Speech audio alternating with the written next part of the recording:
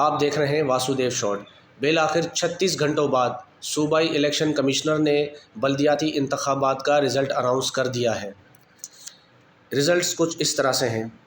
اچھا، یہ ٹوٹل سیٹیں 246 تھیں جن پر یہ انتخابات ہونے تھے، لیکن انتخابات جو ہیں وہ 235 پر ہوئے۔ 11 نشستوں پر انتخابات نہیں ہو سکے کیونکہ ان سیٹوں پر کچھ امیدواروں کا انتقال ہو چکا تھا۔ پارٹی پوزیشن کچھ اس طرح سے ہے۔ پاکستان پیپلز پارٹی 93 سیٹس کے ساتھ پہلی پوزیشن پر، جماعت اسلامی نے 86 سیٹ جیتی ہیں 86، وہ دوسری پر ہیں۔ پاکستان تحریک انصاف 40 سیٹوں کے ساتھ تیسرے نمبر پر، مسلم لیگ نون 7 سیٹیں چوتھے نمبر پر، JUI 3 سیٹیں 5ویں نمبر پر، TLP 2 سیٹس کے ساتھ چھٹے نمبر پر، آزاد امیدوار جنہوں نے 2 سیٹیں جیتی ہیں وہ 7ویں پر، اور 8ویں پر MQM جنہوں نے 1 سیٹ جیتی ہے۔ تو کیا وجہ ہوئی کہ 36 گھنٹوں بعد یہ الیکشن کمشنر کو رزلٹ اناؤنس کرنا پڑا؟